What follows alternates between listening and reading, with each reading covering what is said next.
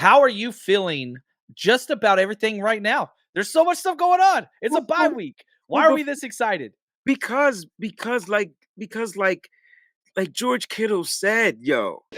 Um, I mean, one thing that Jimmy brought it up to our whole offense was that we've been slow coming out at second half, and we have been. And he's like, we have to whether it's him, whether it's O line, whether it's wide receivers, tight ends, whoever it is, we have to come out on it. And so we just made it a point of emphasis, especially. This game, just really come out there and just go for it. Why not? We can't waste a possession. We moved the ball. We didn't, score on our opening drive, but we definitely came out a little bit hungry. You could tell our defense got a nice stop, and then after that, our offense was just clicking. Like, you saw that second half of that game. You were there. You saw exactly what we thought we were going to see week 1, week 2, week 3, week 4, week 5, week 6, week 7, and week 8. You see, that's it. And we still didn't have the best weapon out there on football field. Debo wasn't there. Debo wasn't there. And Elijah Mitchell wasn't there. Just So saying. just imagine when you got 31 personnel out there on that field. You can go with Ayuk, you can go with Debo in the 31 personnel, and then have three running backs out there. It's gonna be ridiculous. And oh my gosh, 21 personnel is what we love. It's gonna be crazy. And all the players got to do is go out there and execute. And we saw whatever they smelt at halftime, whatever they got. I don't know who yelled, who did what, whatever that was the team. And they came out and laid a stinker on the first drive out of the second half. And then the defense said, I'm gonna get you this ball back. You better do something with it. They did something with it. Man, I'll say this. One of the things going through the film, which we just finished our offensive breakdown. So the entire first half offensive breakdowns up on Patreon, patreon.com/40 Rush podcast. We're also going to be doing a Zoom hangout this week, hanging out during the bye week for our November hangout. We do 2 a month.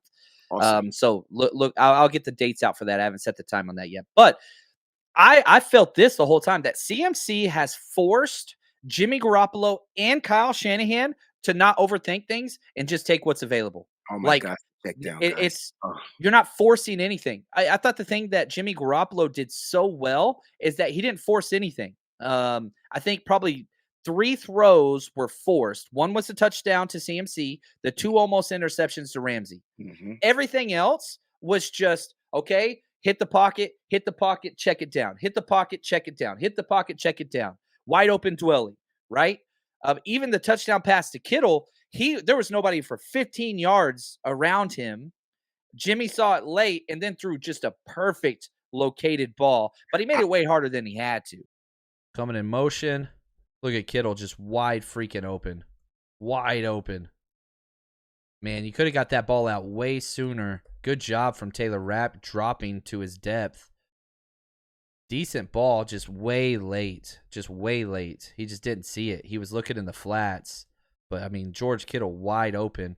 But he did see it. Ooh, pretty good ball placement. Was it late? Big time. But that's okay. But, again, the scheme is working. And CMC is forcing Kyle Shanahan to take what's available. Just allow your playmakers. We need to have Debo. We need to have Kyle Juszczyk. Getting Kyle out of his own head is huge. The trend up is you got George Kittle worked up. So, I'm just saying they're about to unleash a monster, right? You're probably going to see less run blocking from George Kittle. Not run blocking, less pass protecting from George Kittle, and more receiving from him now.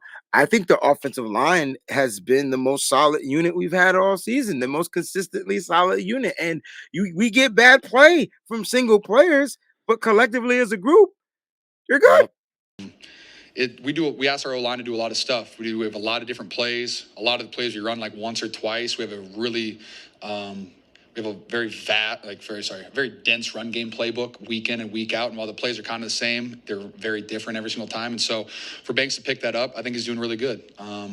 He has been playing at a high level. I know PFF tells you guys that stuff. PFF, love it, hate it, whatever it is.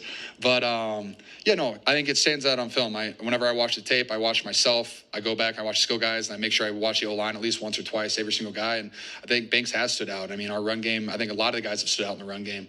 It's fun to have Brunskill back out there. I think Spence is doing a really good job too, and we're just kind of clicking, and hopefully we can just take this momentum. I honestly hate to go on a bye right now because I feel like we just, figured something out, but I'm going to enjoy it, and I'm looking forward to it. Yeah. And I will say this, one of my key takeaways from the offensive film, George Kittle run blocking, every single big play was right off the heels of George Kittle. And again, this is against a 5-man D-line front, right? So it's not like, I mean, they're sending their players to stop the run, but just great block here from Trent, amazing block from Kittle, Dwelly perfect, Ray Banks perfect, and then CMC. I understand the frustration on fantasy and stats. You cannot put a limit on how important George Kittle is for this offense. Huge. He's worth every single penny.